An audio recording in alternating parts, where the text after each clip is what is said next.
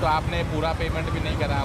ना वो हो जाएगा, टेंशन मत लो। अगर आज रात तक करवा दो यार तो मेरी बात चल रही है, आएगा, मेरा 6 बजे का टाइम है और दूसरा पेमेंट आएगा, मैं हैंड टू हैंड फ़ोन करके मैं निकल जाऊँगा। हाँ, क्योंकि लड़के को मैं फिर अभी रोकूंगा, अभी फिर क्या रोको करूंगा? उसको, शाम तक रोको।